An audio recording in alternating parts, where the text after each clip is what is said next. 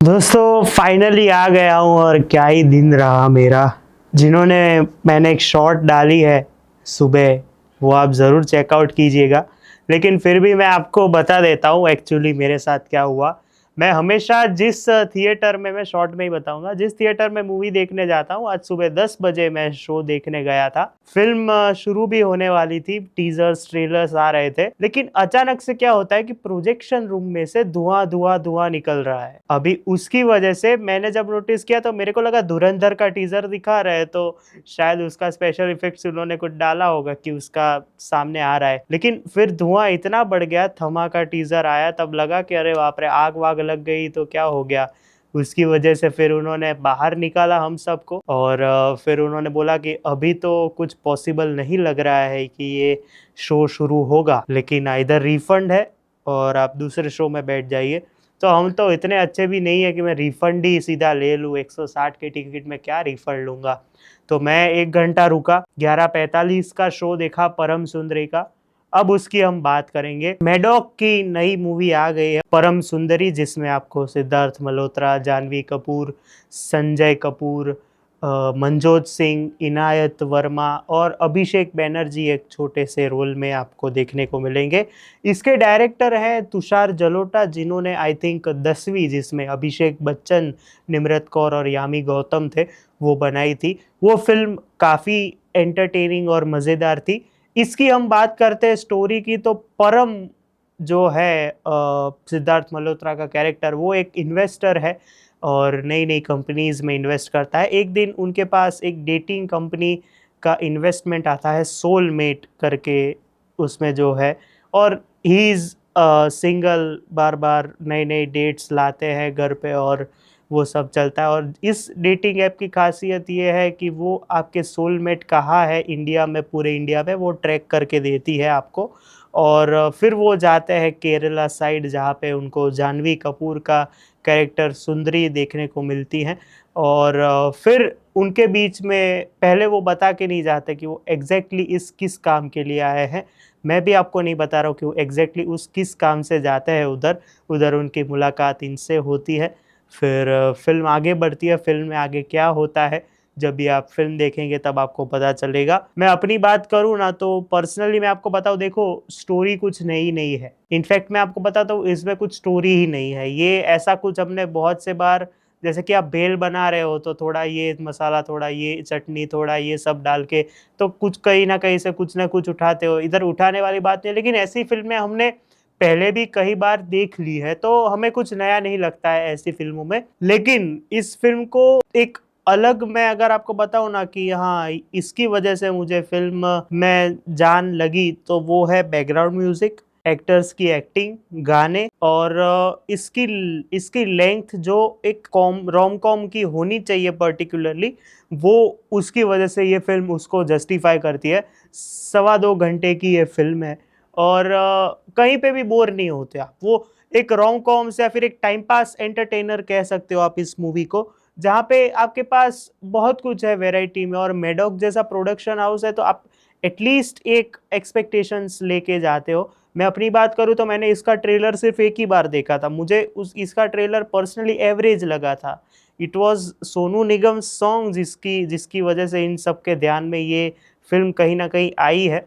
लेकिन उसके बाद मैंने आज दूसरी बार जाके ट्रेलर देखा, तो मैं ज़्यादा एक्सपेक्टेशंस लेके भी नहीं गया था कि चलो देखते हैं, एटलीस्ट ट्राई करते हैं, कुछ नया मिल जाए।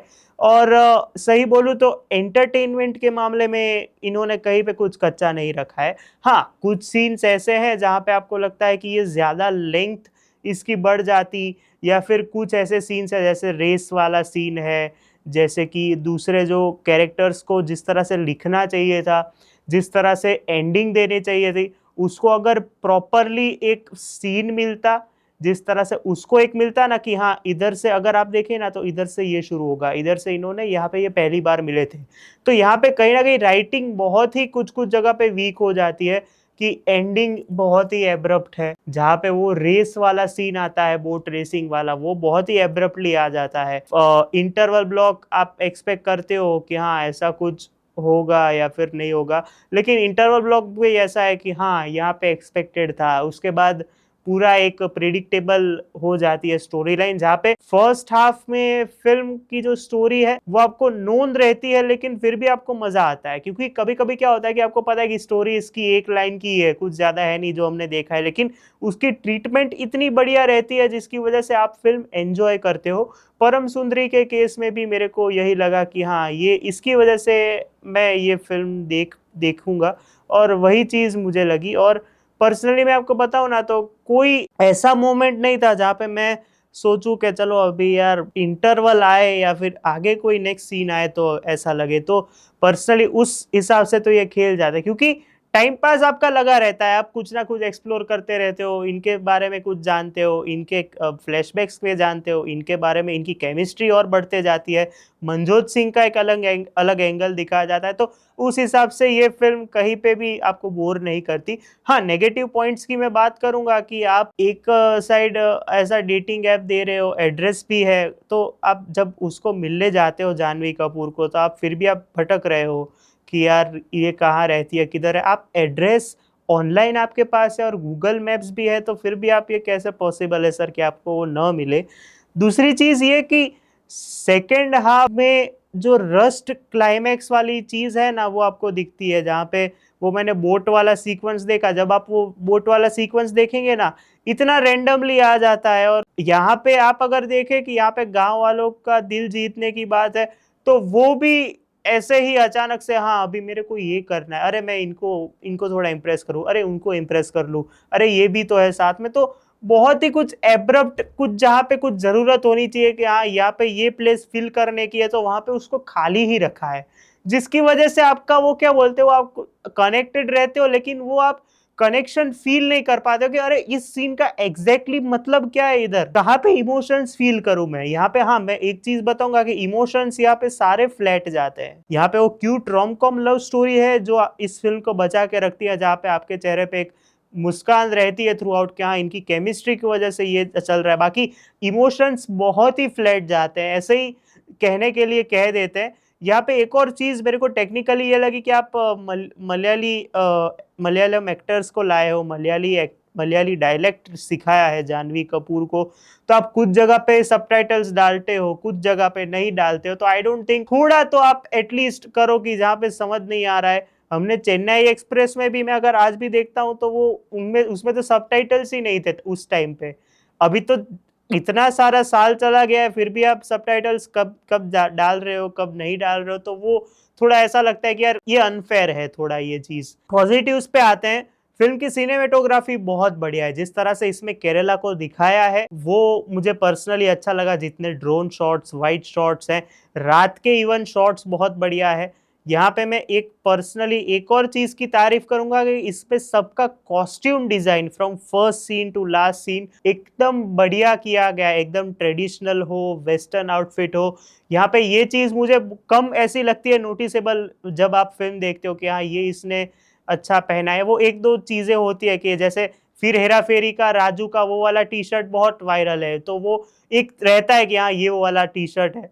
यहाँ पे सारे सबने इतने अच्छे अच्छे कपड़े पहने, स्पेशली सिद्धार्थ मल्होत्रा का जो आउटफिट या फिर जो वार्डरोब जिन्होंने डिजाइन किया इस फिल्म के लिए, वो बहुत काबिलियत तारीफ है। एक एक सीन में आपको लगता है कि हाँ ऐसा कुछ मैं भी कभी पहनना चाहूंगा, ऐसा कुछ मैं भी कभी करना चाहूंगा। तो ये एक मुझे अच्छी चीज लगी। दूसरी चीज मैं आपको बताता हूँ कि फिल्म के comedy dialogues hit and miss तो है, लेकिन जो हिट करते हैं दे आर एक्चुअली फनी के हाँ ये।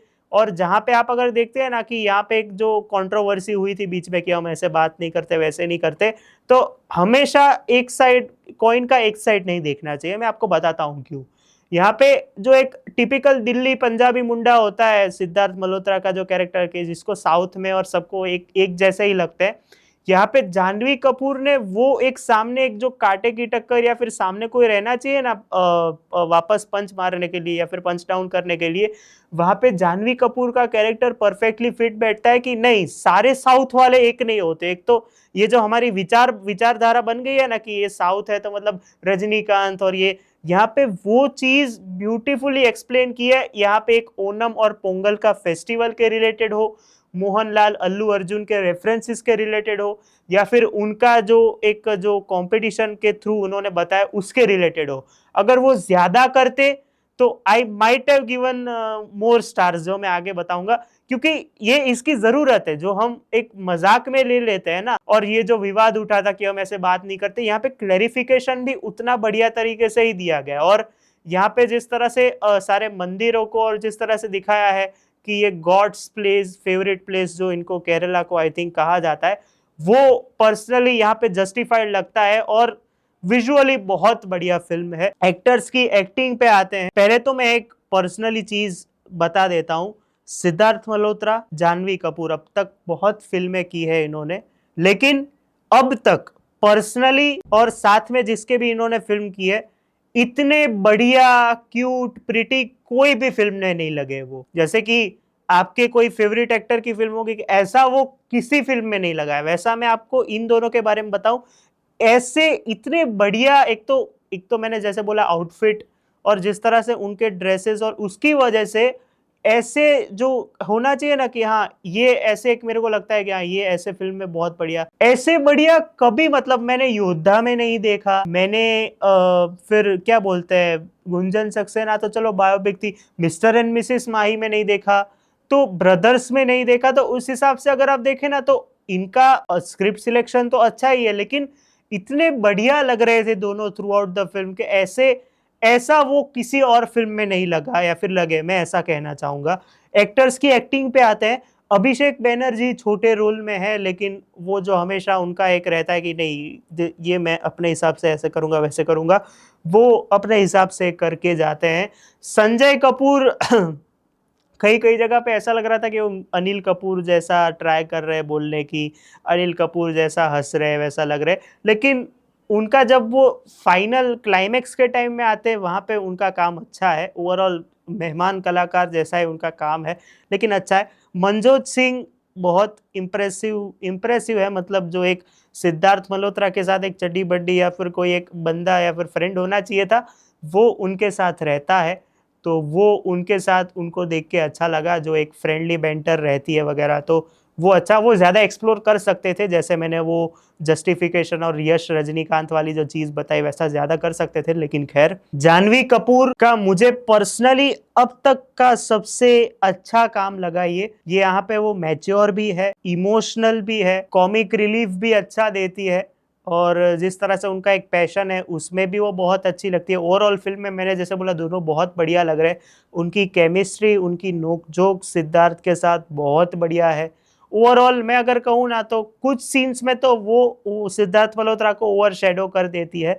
तो ओवरऑल मुझे अब तक सारी फिल्में मैंने जो उनकी देखी है, उसमें से उनकी बेस्ट परफॉर्मेंस या फिर अब तक की अच्छी परफॉर्मेंस ये फिल्म में लगी। Siddharth Malhotra dashing, charming and lovable as always. Yodha में भी मुझे पर्सनली अच्छे लगे थे, लेकिन यहाँ पे वो जो एक है ना कि एक तो मुझे एक कंप्लेंट रहती है कि वो थोड़े एक्सप्रेशंस और देना शुरू कर देना, उनकी आवाज़ तो है ही अच्छी, एक थोड़े एक्सप्रेशंस और अच्छे से देना शुरू कर देना पर्सनल। इसमें एक जगह पे वो नीचे गिरते हैं पेड़ से, तो बहुत ही फ्लैट जाता है यार, मतलब वो थोड़ा एक्सप्रेसिव हो जाए ना और ज्यादा, तो मुझे पर्सनली ऐसा लगा he will be an complete actor. अभी क्या कहते हैं 70%, 70-80% इज देयर, थोड़ा ही बाकी, अगर एक्सप्रेसिव ज्यादा हो जाएंगे।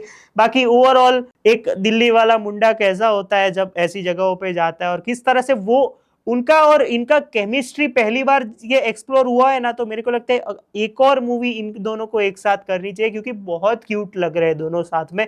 और जिस तरह से वो फ्लर्टी लाइंस देते हैं, जिस तरह से उनको इम्प्रेस करने की ट्रिक्स करते हैं, तो ही इज गुड ओवरऑल।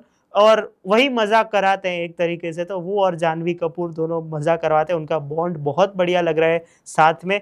गाने अच्छे हैं, एक दो गाने जो हैं, जो अभी एक रिलीज हुआ है लाल कलर की साड़ी में, और भीगी साड़ी भी है। परदेसिया की तो मैं बात ही नहीं करूंगा, ऑलरेडी चार्ट बस्टर है, because all thanks to the versatile Sonu Nigam. और सचिन जिगर का बैकग्राउंड म्यूजिक एक अलग ही बढ़िया फील देता है। कलर्स इस फिल्म के बहुत वाइब्रेंट है, मेरे को वो, मैं सीन कोई भी देखता हूं तो मैंने कलर्स पे मेरे ध्यान कभी कभी जाता है। इस फिल्म के कलर्स बहुत ही बढ़िया और वाइब्रेंट और फील गुड लगते हैं आपको, जो देख के मुझे अच्छा लगा। और सचिन जिगर का बैकग्राउंड म्यूजिक परफेक्टली ब्लेंड होता है एक एक सीन में, जिसकी वजह से फिल्म मेरे को पर्सनली वन टाइम वॉच लगी, लेकिन एक टाइम पास एंटरटेनर है। मेरी तरफ से मैं इस फिल्म को 3 स्टार्स दूंगा। और क्या वीक गया है मेरा। तो बस मिलते हैं अगले वीडियो में, तब तक के लिए बाय।